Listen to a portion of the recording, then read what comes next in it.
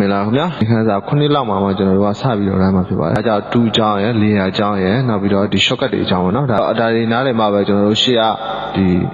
ကျွန်တော်တို့သွားမယ်ဒီစာရိုက်ပြီးတော့စာရိုက်မယ်ပုံဆွဲမယ်ဆိုတော့ပုံဆွဲမယ်ပေါ့နော်အဲပုံဒီဇိုင်းကိုဒီဓာတ်ပုံပြင်မယ်ဆိုတော့ဓာတ်ပုံပြင်မယ်ပေါ့ဒါတွေကိုလုပ်လို့ရမှာဖြစ်ပါတယ်အဲ့တော့2အကြောင်းကတော့ကျွန်တော်တို့ဒီ2 box ထဲမှာအလွတ်ကျက်ထားကြမလို့ပါဘူးနော်2 box ထဲမှာတစ်ခါတည်းမြင်ရပြီးသားရှိပါတယ်အဲ4ရာဆိုလိုက်တိုင်းမှာအကုန်လုံးမြင်ရပြီးသားအဲ့တော့ shortcut ဆိုတဲ့အတိုင်းလည်းအဲ့တိုင်းပဲ shortcut ကကြတော့ကိုနည်းနည်း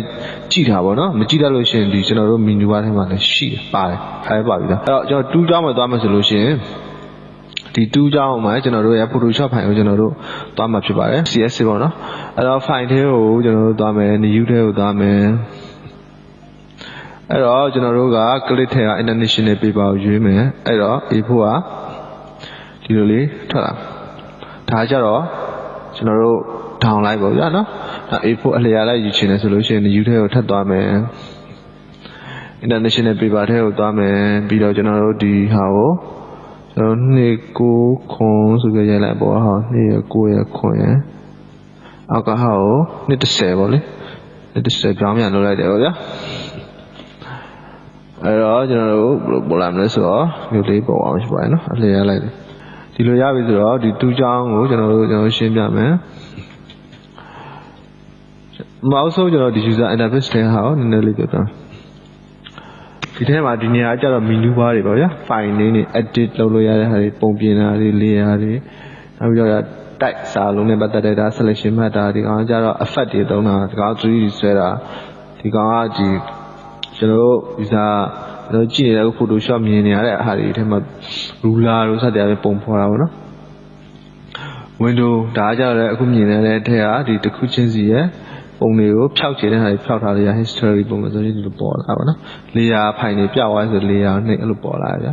hack ကကြတော့ online နဲ့ချိန်တာပေါ့နော်လိုအပ်တဲ့ဟာတွေသူ့เจ้าမှာလောလောဆယ်ဟို live လုပ်ဆရာမလို့เนาะကျွန်တော်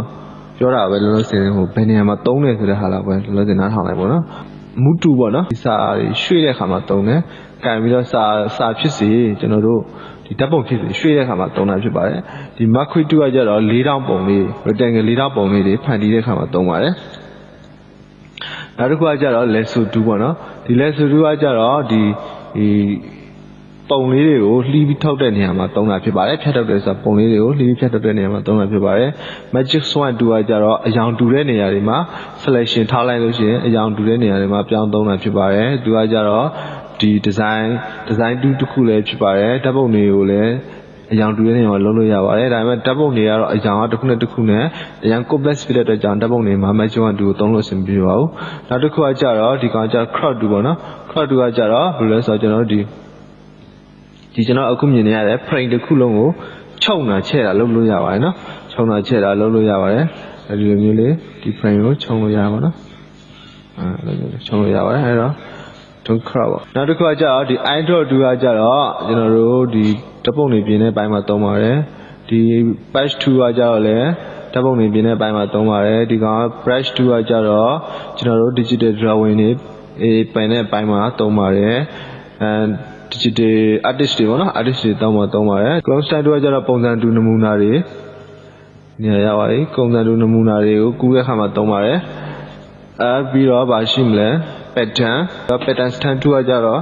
pattern ပုံတွေရေးဆွဲတဲ့အခါမှာသုံးတယ် design ပုံတွေမှာပေါ့နော် pattern ရေးဆွဲတဲ့အခါတွေမှာသုံးတယ်ဒီ brush 2ကကြတော့ digital artist တွေမှာသုံးပါတယ်နောက် eraser 2ကကြလည်း digital artist တွေ 2D မဟုတ်တဲ့ပုံပြင်တဲ့အပိုင်းတွေမှာသုံးပါတယ်နောက် background eraser 2ကနောက်ခံဖြတ်တဲ့အခါမှာသုံးမယ် magic eraser 2ကကြတော့အယောင်တူတဲ့နေရာမှာသုံးပါတယ်ဒီ magic eraser 2ကကြတော့ဘယ်လိုဆိုတော့သူကပြီးတော့ design ပုံတွေမှာသုံးများပါတယ်နော်ဘာပေါ့ digital drawing တွေမှာလိုအပ်တဲ့အယောင်တွေပြန်ပြီးဖြစ်တာပြင်တာပေါ့နော်ကျွန်တော်တို့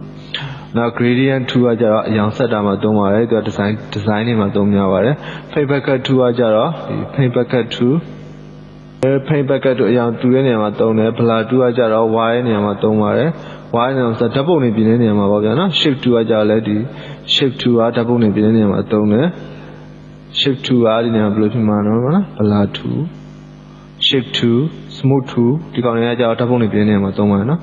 နောက်တစ်ခုကကြတော့ band 2ဒီကောင်ကကြတော့လဲ band 2 don't do spoon 2သူက band 2ကကြတော့အယောင်ရင်းအောင်လုပ်တာဆိုတော့သူတို့ရဓာတ်ပုံပြင်တဲ့နေရာမှာသုံးပါတယ်